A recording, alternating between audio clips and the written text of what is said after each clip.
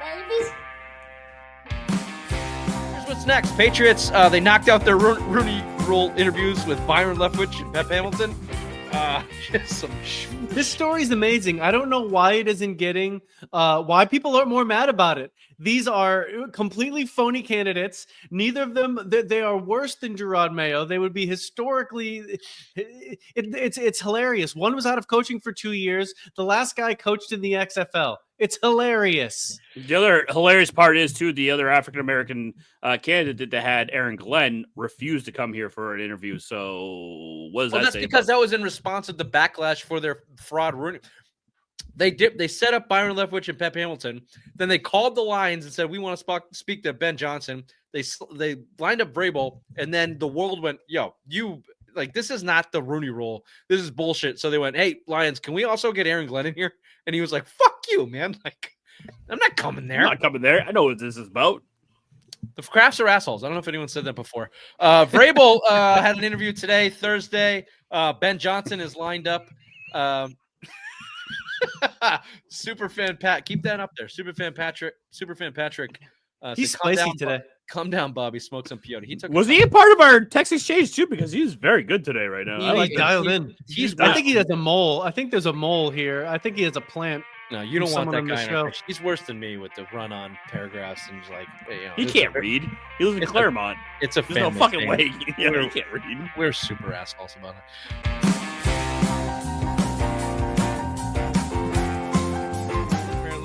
The Celtics are dumb front-running pussies. This is the same team they have been for 4 years running.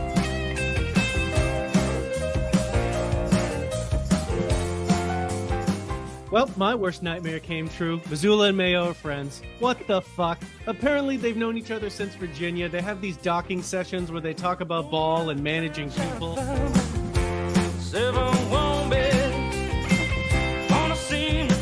Vacation. I'm gonna quay all these. I'm gonna fucking watch them this week. Do you say quay? Is it not quay? It's Q. It's Q. It's QUE. You idiot.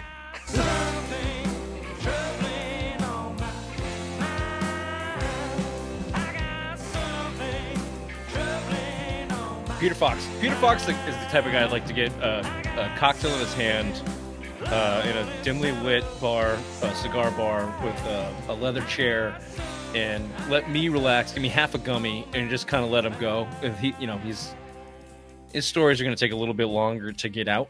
You need some time to listen. Yeah, but I'd like to hear him. I think he was definitely reserved in this. I would like to hear more about the boobs that he said that he promised that. Yeah. I got the bruise. He had a lot of I didn't get the stories booze that were kind of wanted to go that way. Yeah. He perked up with the Miller Lite boobs thing. He was like, oh yeah. And then when you see someone, you talk to someone about a war was canceled by the FCC, women's glib. Yeah, you talk to someone that's been in the wars or something like that, and then you when I said Bourbon Street, his eyes lit up, like all those stories just came back to him. He's like, oh, fuck. I mean, he's an ad man. Yeah. You see some shit. Women's glib should be the next segment on this show. Got it. And it's just us talking about women's issues. You know what? I'm going to invite a woman onto the show. We should have a women's health segment in which we discuss it. They ask us questions, we give honest answers, and they tell us how wrong we are. Yeah, exactly. I think what I think, ma'am, is you just need to get the sand out of your panties, and I think everything will be fine. Yeah, no. We haven't got counted in 5 years. We keep trying. Yeah. The FCC are pussies. Speaking of pussies, Pat Scraps, hold the Mayo. Jerod Mayo fired 90 minutes after the final game. Take me off solo. I'm going to brush this off real quick because Bobby had the poops on Monday. Couldn't make it to the show. He was dropping nuggets left and right. It's called pebbles. Pebbles. Yeah, he was pegging pebbles out of his butthole nonstop. Couldn't get to the show. So we have not heard his initial reaction to the Jerod Mayo firing 90 minutes after the game and feel free losing the overall number one pick. Take your 45, 60-second recall, please. Yeah, I was initially floored that it even happened that soon. My first initial reaction was, if you're going to do it that soon, you'd already make the decision. Why wouldn't you do it prior to the game? and kind of ensure that your outcome, which you wanted to happen, would happen, as opposed to him going out there being a dickbag and winning the game. It was very frustrating that they did that. I mean, you could be happy to watch that this player was out there playing really well in Milton. You could hope that that's something you could build towards the future, but for them to screw up that opportunity, you can only be hoped will be rewarded by the football gods for not outright tanking. It's not. I'm aware. We talked about this on Monday. That was the best coaching job Sean McDermott has had maybe his whole entire career. The second they went up 1 point, then they put in Mike fucking White. He's a fucking cunt. He did that on purpose. Okay, if they didn't put that goal, they would have continued to win that fucking game. He did it on purpose. Red ass is a fucking dick. No, you have. Oh, he's a genius. You have to take you go like this to him when you see him. This is why you are unhinged. Your whole Kraft thing, you're unhinged. The pooping. Kraft's an asshole. No, you're unhinged. And we you're know being a you contrarian him for a cunt. second. If we could know go back Bobby and find is a million things where you have been Go ahead. Thank you. We know Bobby is very particular about his nugget pooping in the morning, and obviously threw up his whole schedule. He has thrown up his whole schedule this week. He is completely unhinged. We've never seen him like this before, ladies and gentlemen. And his whole take. We'll get there, Bobby. Yeah, just settle down, Bobby. Settle down. He doesn't know. I'm fine. I'm calm. Thank you. Just back to the game. You could see it in the second half. Look, the Patriots put out their fifth stringers. Okay, Joe Milton was a third stringer that could not hit the broadside of the barn in the preseason. He had a great game. Good for him. But the Patriots rostered the team that was supposed to lose. They did. AVP got a fucking Milton in his shorts when he saw what he was going out there, and they got a little rambunctious. Got real excited on the fucking sideline. They were acting like it was great. Mayo was smiling. And then by the third quarter, you saw it. You saw the way they called the game change. They went, oh, fuck. Oh, fuck. We're going to fuck this up. Oh, fuck. You saw it happen. Watched it live. You could see it happen live, the play calling. And McDermott's over there like, White, Mike White, you're in. And it was over. It was over. And my point on Monday was, hopefully that was the last gaffe of incompetence from the Mayo regime and Kraft regime. And 90 minutes after the game, we are moving on. We've decimated 4 to 7 additional picks, but with that one move. But whatever, we're wiping clean. Kraft said, I fucked up. My bad. Put him in a bad spot. Shut up, Mom. And thank you, Kathy. You're not allowed to watch this show, Mother. Just kidding. Thank you for the support. Go to SimMindSports.com, buy a t-shirt. Anyway, so there you go. Any final thoughts? Yeah, when I knew the game was over when Joe Milton fucking scored that touchdown, did that stupid fucking backflip, I immediately said, fuck, because I knew I knew it was over. I'm like, fuck. They're all amped up. They wanted to go and play, and fucking he's doing backflips. I'm like, this game, they're going to fucking win it and lose everything. I am very much in my head now. Please, can we have a truce on the mother's jokes tonight? Nope. Damn it. That's what you get for being a cunt all day to Vine. He's going to fucking... I was you nice were right. to You were being a cunt, okay? Number one, you admitted to it, too. You admitted to it, too. Exactly. Hey, you are my safe space. Thank you. I was. You also fucking deserved it. As soon as I saw his paragraphs coming through the text exchange from Rich about like anything about Kraft, I'm like, yep, you're right, Rich. Whatever you want to say, I'm on your side today, baby. I said Robert Kraft was an asshole for appointing Jerod Mayo, and he's like, no, he's great. These are all the reasons that he is. That is not the truth. That is not. Yeah, Bobby, that's not the truth at all. We have the receipts. Full of shit. Yeah, fine. Speaking of assholes, here is the asshole of the night. It is Jerod Mayo. I have paragraphs upon paragraphs of these stories that have come out from the Chad Graffs of the world, from Doug Kide and Callahan and Boston Sports Journal, the aftermath of the Jerod Mayo firing and just how dysfunctional it was. Don't put me on solo screen, Ray. I'm going to start reading through this. Stop me when something piques your interest. Okay. Mm-hmm. And I'll give you the natural stops where I deem them fit. So here is your aftermath of the Jerod Mayo era and the dysfunction in which it was. We're going to start with Chad Graff of The Athletic. On a plane ride back to TF Green International Airport in Providence, Rhode Island, most of Mayo's assistants grabbed their laptops and studied cut-ups from the loss. This is after the bye week Arizona loss. The customary move for NFL coaches during the return flight after games, a few executives slept so they'd be ready to work once the team buses rolled into Gillette Stadium parking lots at 4 a.m. Plane rides in the NFL are typically quiet after losses. Coaches and execs sit up front, players towards the back. But in a move that surprised some of the front of the plane after such a lopsided loss, according to a team source, Mayo, the team's first-year head coach who had been handpicked, that was a Freudian slip. Handpicked by owner Robert Kraft to succeed Bill Belichick, left his spot near the front and went to where the players had gathered to play cards, choosing to hang out while their assistants watched film. A source says, look, there are a lot of ways to do the job. It's not that Jerod was definitely wrong, but I can't say I've ever seen that before. It also goes on to say this. I should have left this out of this, but I'll say it. It's also fair to note that an antidote like that could be spun as a positive if the team were winning, as one player noted. If the Patriots were 13-4, maybe the narrative becomes, look how cool the coach is as he relates to his players. I'll stop you there. You're not 13-4. You're 4-13. You fucking douchebag. Go out there and fucking study film, you douchebag, and figure out why your team sucks and why you have false starts. Football. Well, there you go. There's your reason. I mean, why is this not coming out why is this coming out now? Why wasn't this reported after that? The plane ride back. Why didn't he grab Why? Where was this? I think people like him. That is so all of this is from anonymous sources that is very common after guys get blown out. Everybody just goes and vents. So they're in season, it's not gonna happen. But reading all that, the Mayo going back and playing cards, I was just like, yeah, like who's he playing cards with? That adds up. That makes sense to me. That makes sense to me. It was that final fucking line that a player noted. Look, if we were winning, if it was 13-4, we'd be like, yeah, Mayo's part of the game. No shit. Like if you were winning, it would prove that what he's doing is working. You're not. You suck. You're the worst team in the league. What are you talking about? That's like Bobby and Bill saying, well, if Kraft didn't have Belichick and Brady, you fucking suck. He did. So how do you do that? How do you make those 2 points hit? You can't. It's stupid. It's like a flat earth. It's fucking dumb. Quick question for you, Rich. If your company was like doing very successful, would you want to go play cards with your boss? I support my company 100%. If they're watching, I have no ill will against them. What was the question? Would you want to play cards with your boss? Would you want to play cards with your boss? Sure.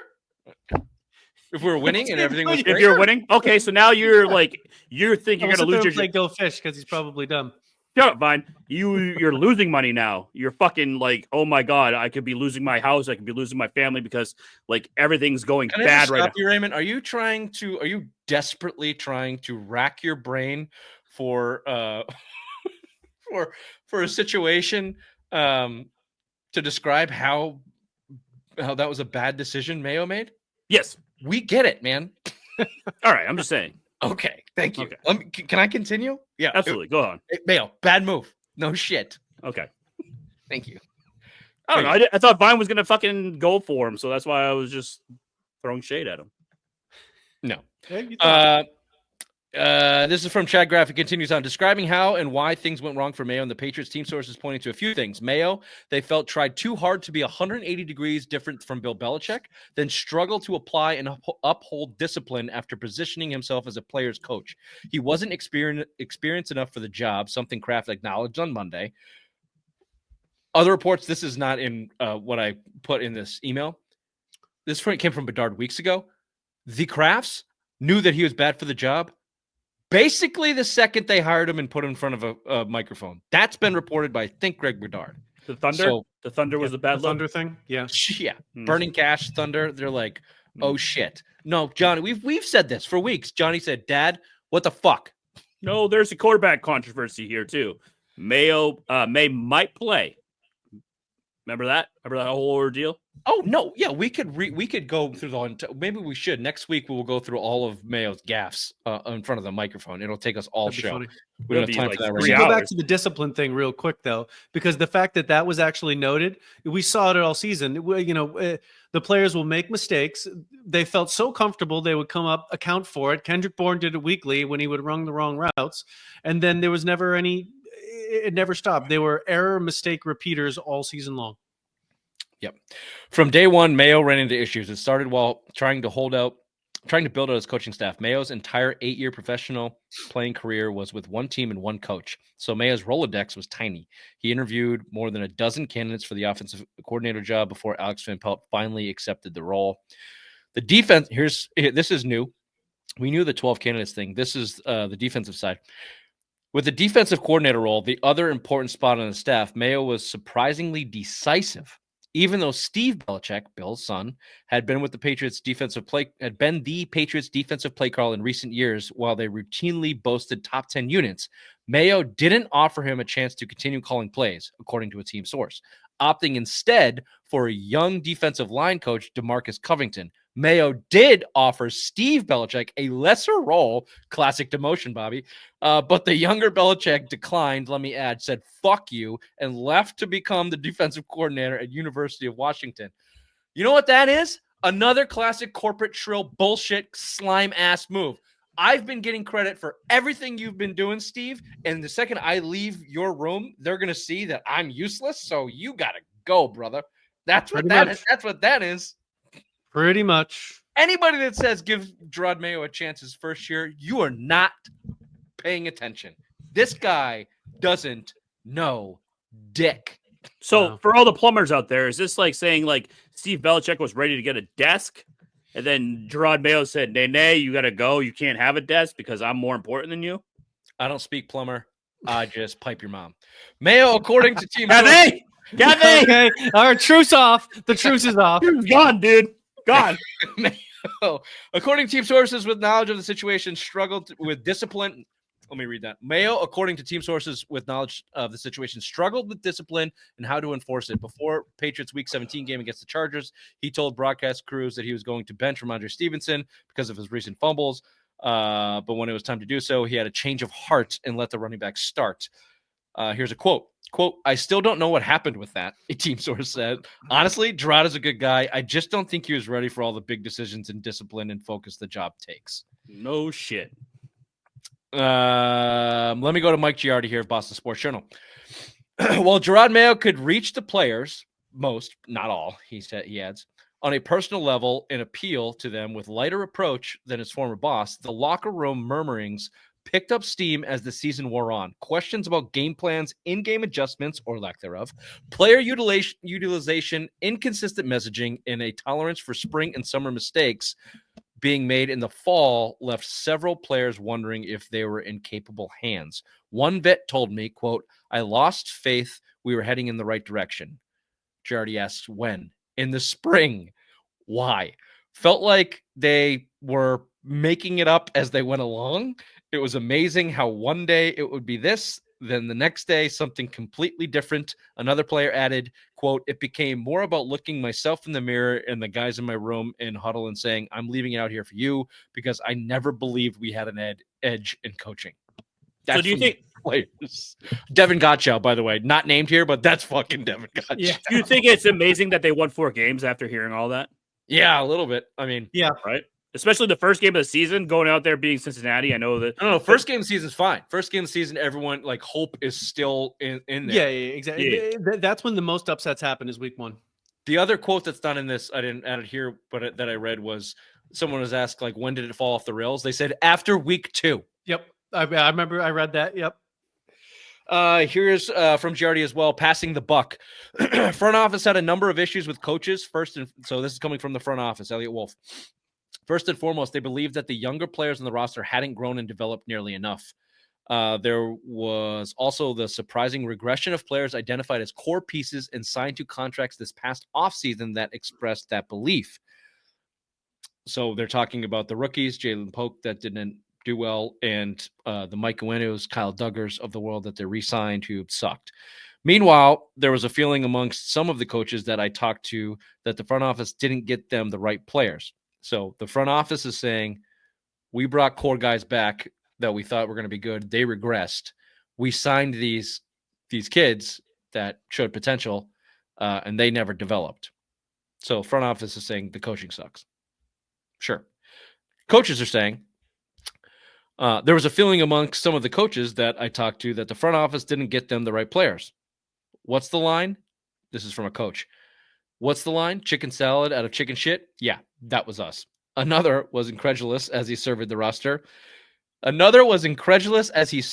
the roster. Quote, offensive line, wide receiver, defensive line, bottom of the league here, bottom of the league there, bottom of the league everywhere. Can't rush the passer. Can't stop the run.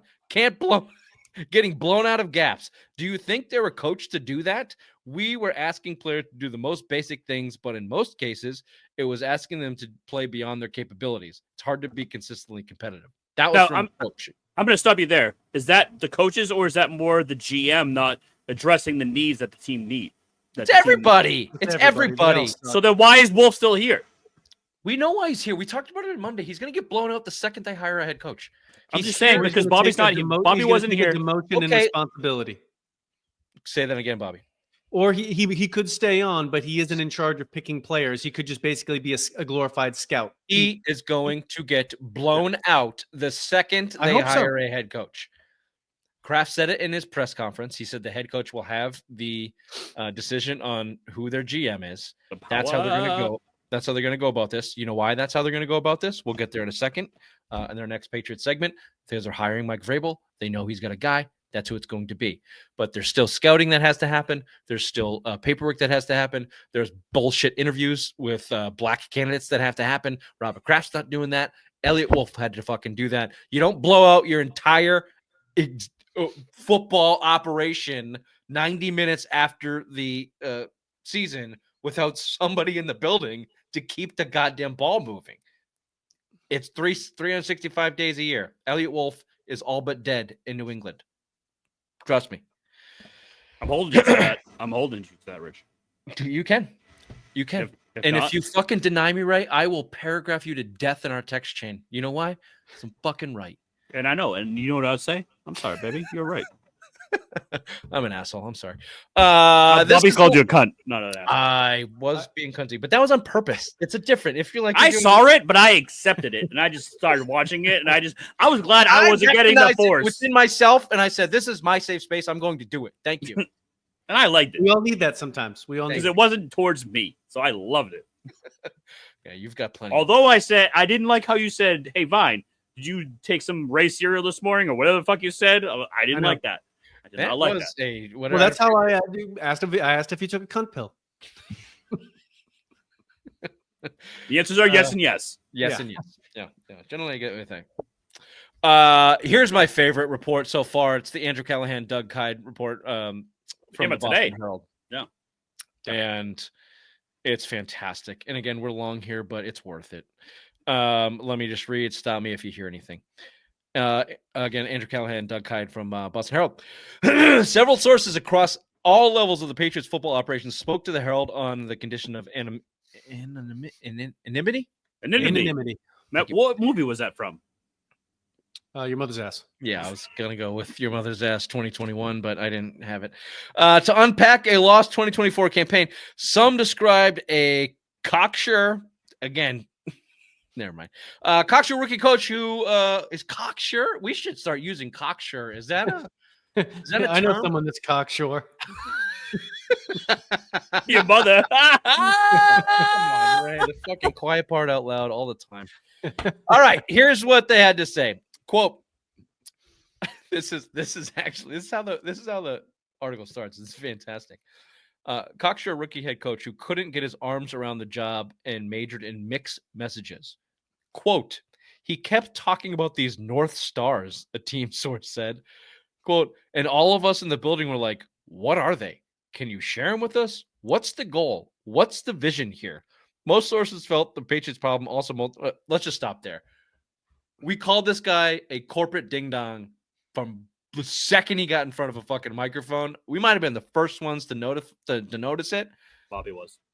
Let me just read this again. He kept talking about these North Stars, a team source said. All of us in the building were like, what are they? Can he share them with us? What's the goal? What's the vision here? Do you know what they're actually saying in the building? What the fuck is this asshole talking about? He's full of shit. He doesn't know what he's doing. Can you teach us football and stop spouting off dumb ass corporate shrill lines? You jackass. That's what they're saying. Pretty much. Yeah. Yep. Most sources felt the Patriots' problem also multiplied by mid-December due to a lack of accountability and preventable issues stemming from poor culture and coaching. Another quote, discipline is mandatory when you have a young team, so we don't try to cut corners or slip through the cracks and stuff like that, a veteran player said. I feel like that's really what happened with Mayo. That was from a player. The players in their position groups became sources of frustration for teammates and front office members alike. Multiple players complained about the offensive line to the Herald during the season, when injuries and poor performance forced the Patriots to field 10 different starting lineups. Even Mayo vented about the line's constant shuffling in early November, saying, quote, if I'm getting very honest, like it's been frustrating throughout the year as far as the different combinations we've had to work with. Peters, the offensive line coach, responded in his next media availability, addressing Mayo comments by saying, well, I don't spend time getting frustrated. We spend time looking for solutions. That was in like week 4. I remember Mayo saying that, going like, you're the head coach, you dickhead. Like, why don't you set the fucking lineup? Because he doesn't know what the fuck he's doing. He didn't have any control over offense. He had 0.0 control over the offense. Yep. Did he have any control over anything in the team? Like, literally, what was he actually in control of? Your mother's ass. Oh, there it is. All right. There's our quota. Can we stop doing that again? We will get to the defense in a second. There's some insightful stuff within the defense. But offensively, we mentioned this a couple weeks ago with the Drake May designed runs. Here's how Jerod Mayo had influence over the offense. The media screamed and fans yelled. Jerod Mayo had his weekly meeting with Johnny Kraft and Robin Glazer and they said, why these guys bring up a good point. You guys failed on the goal line conversion. Drake May's big. Why don't you just run him? And Mayo said, hey, don't look at me. You know, I'd run him. And then Johnny Kraft said, why don't you go tell Alex we'd like to run him this week? The very next week, they had 4 design runs for Drake May.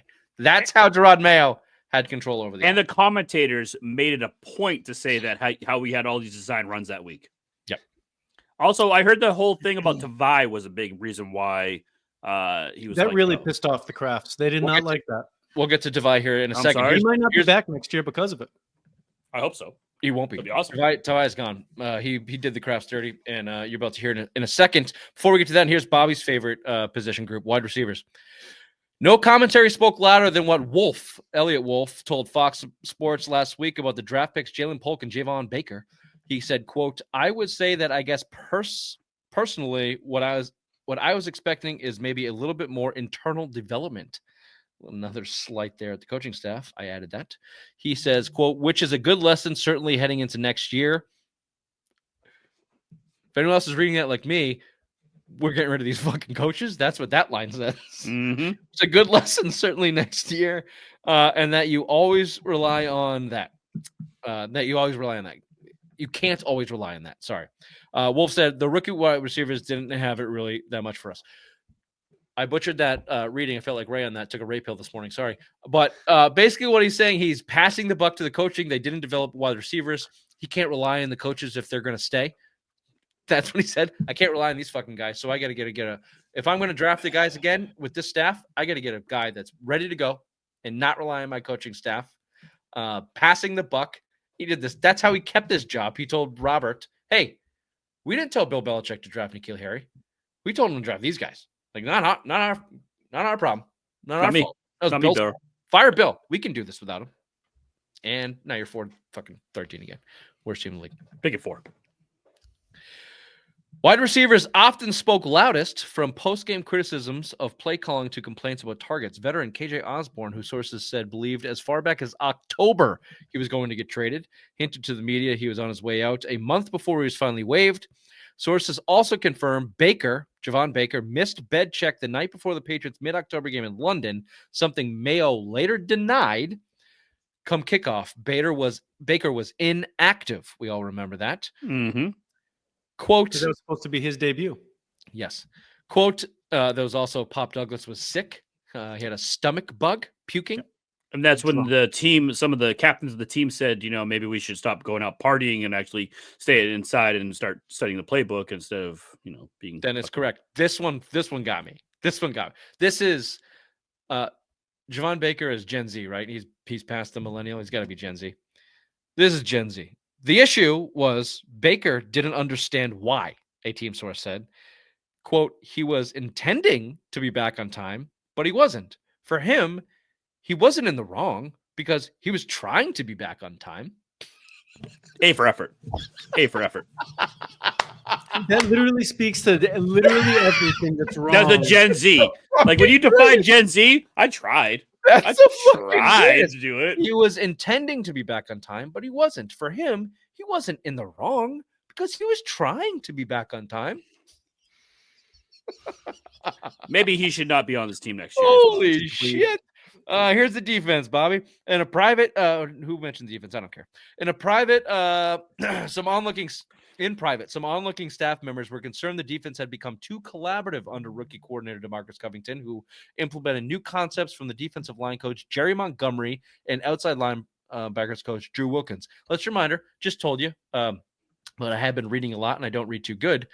Jerod Mayo blew out Steve Belichick, who has been calling the Patriots defense for the last several years because his name was Belichick and he was going to undermine Jerod Mayo for all of the shit that he doesn't know. So DeMarcus Covington, a defensive line coach with very little experience, gets a guy named Jerry Montgomery and a guy named Drew Wilkins, new to the organization, and goes, hey, what do you guys think we should do? Pretty much. Even with Holder assistants Brian Belichick, who was texting his brother and his dad every fucking day of this season, and Mike Peller's, I don't know if that's true, but I definitely know that's true. Oh, get me out of here, Dad. Please, Holy please. Shit, you're never going to believe what's happening in this place right now. That's what he was doing. When something big happens at work, you just have to come home quickly and tell your wife. That's exactly what Brian Belichick did with his dad. This just popped in. You know why Brian Belichick stayed in New England this year? Just to tell his dad. Just to specifically tell his dad. Daddy gave him $10 million.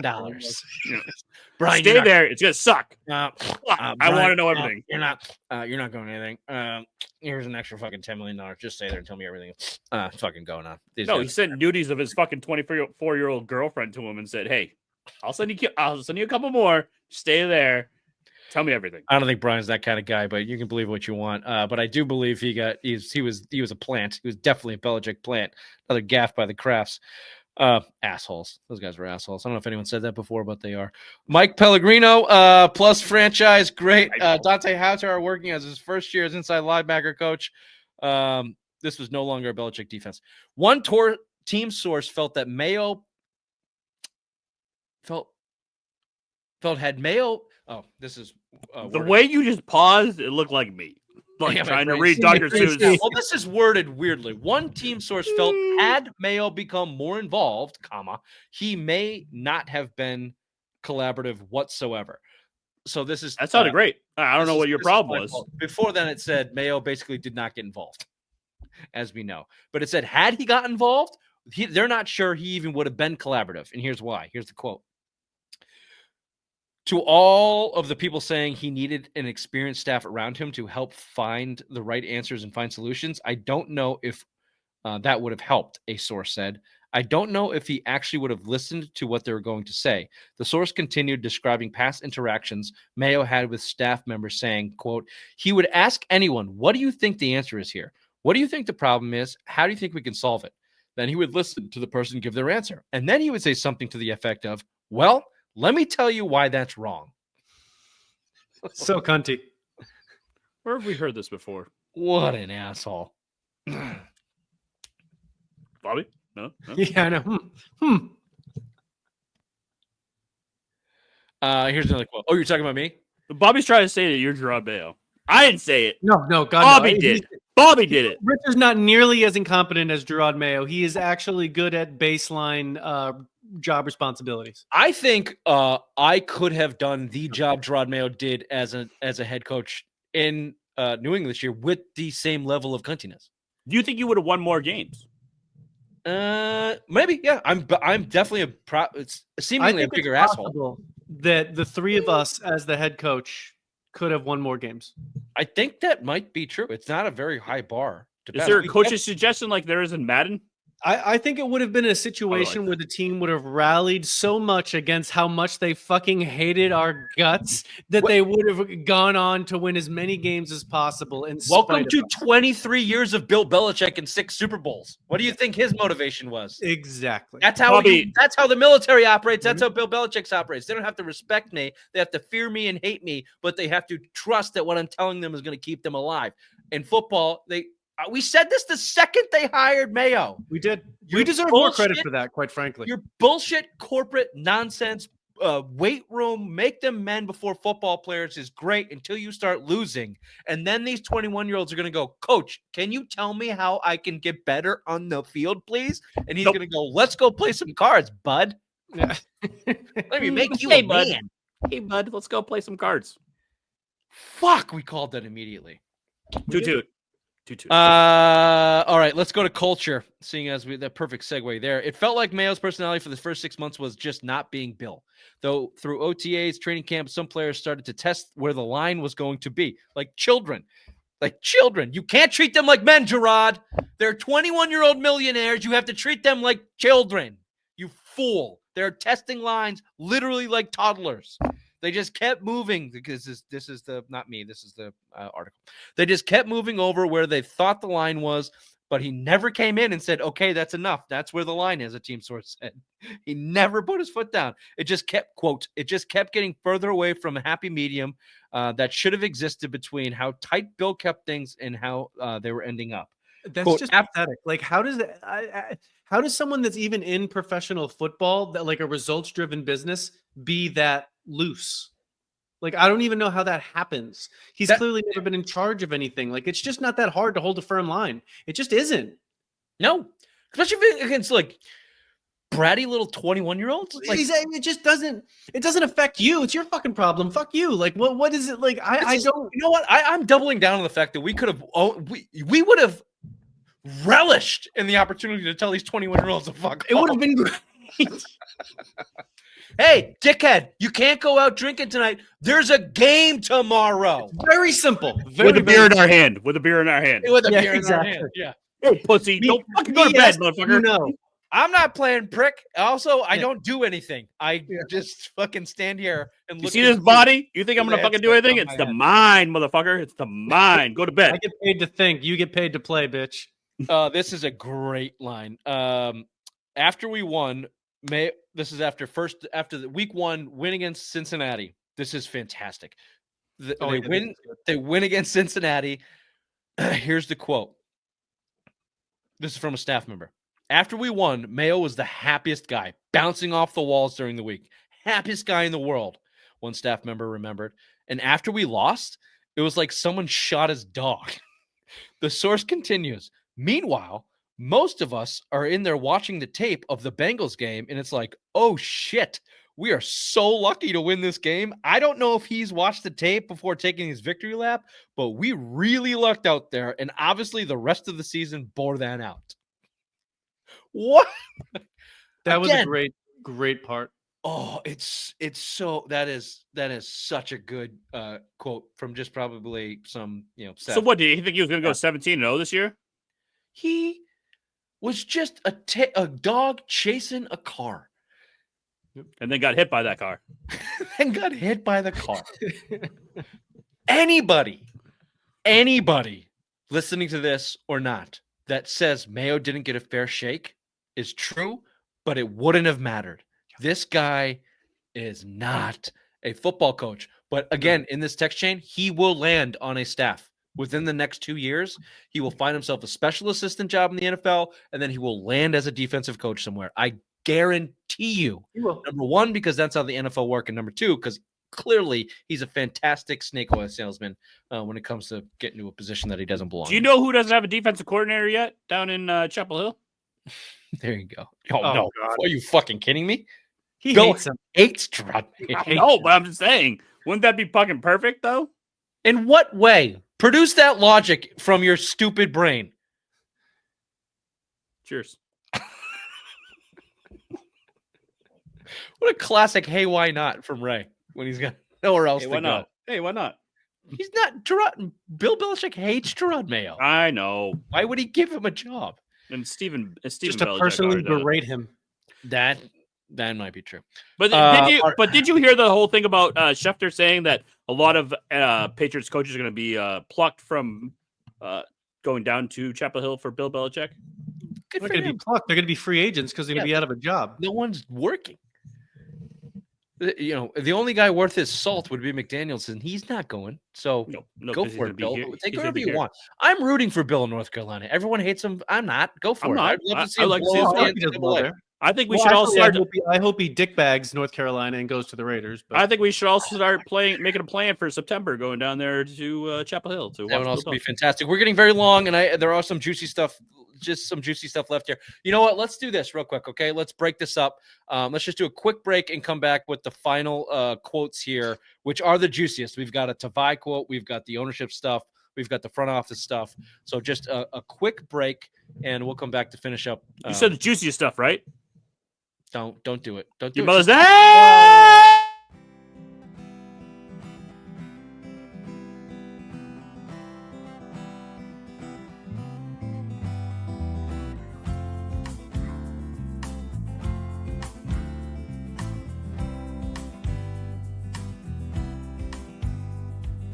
Restless minds on display. I'm a man. There you go. Quote goes on. I don't feel like practices were all that different, but when Bill spotted something we were doing well, he would address it with the whole team, and we would address it on the field. One veteran player remembered. That didn't happen as much with Mayo. They go on to say, you get selfish guys that are being leaders, or at least influencers in the locker room, one staffer said, and it's shitty. So to their credit, I mean, their 5 captains on the team all went down with fairly significant injuries. And then you've got, shitty guys taking over. An injured Bentley called out player, Juwan Bentley called out players and coaches for their professionalism and work ethic during one midseason meeting. The Patriots won their next game, edging the Jets 25-22, but the week after they fell to 2-7, 3-10, 3-13. Quote, at a certain point, it's like, I don't care what you're saying, coach, one player admitted. It's just hard to get to us if we're not seeing results, which is exactly what we just said, which is exactly what we said the second we heard this guy talk in front of a microphone. All right, here's the Giovanni Tavai stuff. Tavai defended his head coach by telling fans to know their place in a morning radio interview. That afternoon, Tavai stood by his tone-deaf comments while speaking with reporters, but apologized to anyone he may have offended. 2 days later, in the Patriots season finale, Tavai sat for the entire first quarter against Buffalo. Mayo declined to explain why in the postgame. A rumor spread inside the building that ownership had ordered Tavai to be benched for his comments that incited an already angry fan base. Quote, that's between me and the higher-ups and coaches, Tavai said after the game. That's in-house. Not the coaches. Tavai said that's between me and the higher-ups. That confirms everything you need to know. Crafty said, get that guy Bench that motherfucker off my field. Perhaps another line had been crossed. Quote, I think there's probably some players that need to. Okay, so any thoughts on that, Tavai? Obviously, Kraft said, bench this kid. And he said no. Who? That's what it sounds like for what I was listening to today. It was that Mayo said pretty much, no, I'm not going to bench him. And that's when Kraft put his foot down and said, no, you're benching this fucking guy or else. And obviously, you got benched. And then 90 minutes later, he got fired. So Tavai sounds about as bad as Javon Baker. You can't boo us. No, we were trying real hard. Like, what's his sentiment for that? He's like, come on. You had that from we talked about it on Monday. I forgot you had the poops. Dietrich Wise, Devon Gaucho, Tavai was the worst offender. Pellets.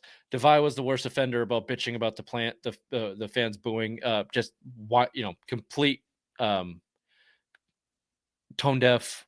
You don't understand the situation. You don't understand your position. You don't understand your job. You don't understand your career. if not for the fans and the media, you don't have a fucking job, dude. So, that is a DEF CON.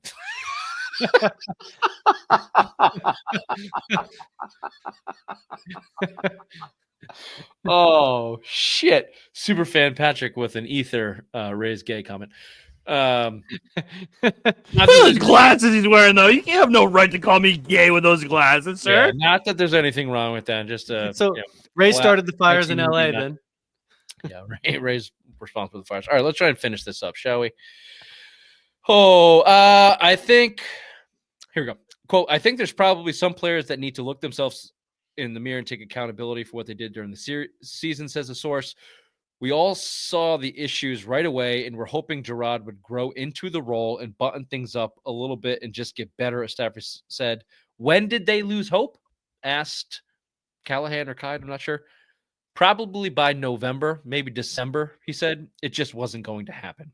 And then there was this. Quote, I think we have certainly one of the worst rosters in the NFL, a team source said, if not the worst. It is and was currently probably still is the epitome of dysfunction in a professional organization was the 2024 New England Patriots. And you can dial it back to 2023, who at the time we all blamed Belichick for letting it crumble to a halt. However, I think as time goes on, we're going to learn that this was less of a Belichick thing and more of call it a craft thing. They gave Mayo the anointment behind Belichick's back last year and tanked the fucking season. So this has been a 2-year debacle. And we've come to the end of it. And this year was obviously, I mean, Well, no, because Belichick got fired pretty much in Germany. So pretty much after that, he was like, whatever happens, happens. I don't give a fuck anymore. I'm out. right. But when did he gain information that Mayo had already been signed the anointment contract? and Ooh, was I bet you walking- he's known that. walking around with his baseball bat. We have reports that people thought he had a level of arrogance about him, was showing up late to meetings, taking personal meetings with the Crafts. Like that all happened in-house mid-season with Bill Belichick. Yep. You know, and then after the Colts game in Germany, it was an embarrassment. Yeah. So that dysfunction certainly to that point, and you could even go further if you'd like. But either way, I mean, if you haven't read those articles by those guys, do so. I'm sure we'll get a couple more, maybe even juicier stuff in the next couple of weeks. I can't wait for the players to couple start days, maybe. talking. The players are going to start yeah, we talking need to even hear more. some player stories about. They won't if they sign a guy, which I want to get to. We have that to get to. Let's do this now. Well, we won't take a break. If they sign Vrabel, which is what's reported potentially before the weekend, this is going to release tomorrow. It's live now. If they sign Vrabel in the next couple of days, all these stories are done. You will hear nothing more. That'll be over. Or Ben Johnson or anyone else. As soon as they sign the next coach, you're getting nothing, baby. So here's I think that Callahan story is probably the epitome of the stuff that we're going to hear. You might get some dribs and drabs after that. But here's what's next. Patriots, they knocked out their Rooney Rule interviews with Byron Leftwich and Pep Hamilton. This story is amazing. I don't know why it isn't getting, why people are more mad about it. These are completely phony candidates. Neither of them, they are worse than Jerod Mayo. They would be historically, it's hilarious. One was out of coaching for 2 years. The last guy coached in the XFL. It's hilarious. The other hilarious part is, too, the other African-American candidate that had Aaron Glenn refused to come here for an interview. So what does that that's say? because that was in response to the backlash for their fraud Rooney. They set up Byron Leftwich and Pep Hamilton. Then they called the Lions and said, we want to speak to Ben Johnson. They lined up Vrabel, and then the world went, yo, this is not the Rooney Rule. This is bullshit. So they went, hey, Lions, can we also get Aaron Glenn in here? And he was like, fuck you, man. Like, I'm not coming there. I'm not coming there. I know what this is about. The Crafts are assholes. I don't know if anyone said that before. Vrabel had an interview today, Thursday. Ben Johnson is lined up. Superfan Pat, keep that up there. Superfan Patrick. He's said, calm spicy down, today. Calm down, Bobby. Smoke some peyote. He took. Was he a part of our text exchange too? Because he's very good today right now. I like He that. dialed in. I think he has a mole. I think there's a mole here. I think he has a plant. No, you don't want someone that on the guy. show. He's worse than me with the run-on paragraphs and just like He can't read. He lives in Claremont. It's a There's no family fucking thing. way. Yeah, he can't read. We're super assholes about it. We're also off the rails here. Duh. I blame this on Peter Fox. What do you want to say? Here's the odds-on favorite. Vrabel, Vegas has the odds-on favorite for Mike Vrabel as Vegas, the Las Vegas Raiders. That's who they think he's going to. But obviously the Patriots, he's been they believe that that's his guy. Ben Johnson is the Knicks' hottest commodity. Brian Flores was asked about New England. He said he would welcome the chance to return to New England. The Patriots have not reached out yet, idiots. When I talk about my football journey, this is Brian Flores talking. That's where it started. I would say yes, Flores said on Tuesday. But at this time, that's not up to me whether or not they would want to talk to me or anything like that. That's kind of my thought on that. Brian Flores sued the league, I believe, or the Miami Dolphins. I don't know if that has been concluded or not, but the Patriots generally stay away from that shit. Also, they want to sign Mike Vrabel, and they just pulled the bullshit race stuff with Aaron Glenn. They don't want Brian Flores. They're dumb not to interview him. They could be fucking this whole thing up, Bobby. I grant you that. I just give you the 20, 30 years of their experience does not make them bad owners, but they are at a crossroads. If they screw this up, I will call them bad owners, and I will bash them for it. But I believe they will get Mike Vrabel. I think he's their guy. I think he wants to come here. I think he will come in and raise the floor from dysfunctional to a playoff contending team. And if he has the talent of a roster, maybe a Super Bowl in some time. I think he is that level of coach across the NFL. I don't know. Give me some examples of guys who might be better than him if you want. Your take on where we go next in the reports of the coaching hires. Listen, I'm excited by the two major candidates as far as Ben Johnson and Vrabel. Vrabel's really more your classic program builder. He has a defensive background, but he's going to be more of the CEO type. He isn't going to be someone that's running the defense or running the offense. He's going to run the whole program. Ben Johnson, he's obviously going to run that offense. He's going to be like your Shanahan or your McVay, where he's going to be the offensive guy. Then there's going to be a total defensive guy. There's pros and cons to each. I kind of lead towards more what the Patriots need is a stabilizing effect of someone that knows how to run a program. So that means I think that Vrabel's the right decision. I think that, I don't know if you guys have seen the 2025 layup schedule that the Patriots have. If they're fucking competent, it is a minimum. They can win 8 games falling asleep if they're competent. So I think if you bring in Mike Vrabel, they have a last place schedule. You bring in a decent amount of players. You do exactly what you need. I think next year they're a viable in the hunt playoff team. I think the most important thing to me in these interviews is what does Mike Vrabel say? What's his staff going to look like? He needs to tell you who his offensive and defensive coordinators are going to be. He's been around the league long enough. Who's his Rolodex? Who's he going to bring in? You can't go through and have some charade of hiring 10 people. And the same thing with Ben Johnson. You need to know who the staff's going to be for the support system because you've seen how it failed recently. I can tell you a little bit about Mike Vrabel's future. So we've got report DC as potential Robert Saleh, who most people know him as the Jets. Woof. No, well, back this up. He did very good in San Francisco. Pass. Robert Saleh, no. Josh McDaniels, his OC is also rumored, but these are just rumors, and I've heard conflicting reports and reasons why or why not to. We don't really know who Mike Vrabel would be in. What we do know out of his mouth is this, quote, Vrabel's expectations of his next job. Quote, there's got to be clear communication with ownership so that we understand as coaches what the expectations are, Vrabel said. That's so we can explain to them what's reasonable, what we can do, what we probably can do, and what we're going to try to do or die trying. I want to have a structure in place that people see the game the way I do from an X's and O's standpoint, from a personnel standpoint, from a team building standpoint. We would hopefully have that alignment, which is critical. And I would like to be able to say that there's a quarterback that you feel like you can win with, or that there's a path to find one that you can win with. I think Vrabel's the guy. I've said this a couple times on the show. Thank you, Patrick. Superfan Patrick says Salah reeks of failure. I'm with Ray. I don't think that's true in 49ers. He had a good run with the 49ers, and that's why he got a head coaching job. But that's neither here nor there. I've heard that his system does not align with Belichick's, and if they're going to try and run the same system, it's not going to work, blah, blah, blah. Whatever. I don't care. It's more important about Vrabel being the guy, understanding of vision. This is why the Patriots worked, okay? This is why Belichick and Brady and Kraft worked, because they aligned. And you don't have. It doesn't necessarily matter about what system you're running or being the next greatest thing. If you have cohesion in the NFL for more than 3 or 4 years, you have a really good fucking potential to be good. And that's because all of your stars are aligning. It starts with the players. Don't get me wrong. It starts with Brady, certainly.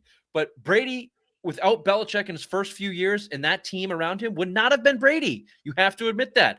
Belichick aligned perfectly with Kraft. We know Kraft's pretty cheap. We get that. Belichick also, not necessarily cheap, but understands the importance of a financial hierarchy, which is what he established. And then Kraft said they could do business at fucking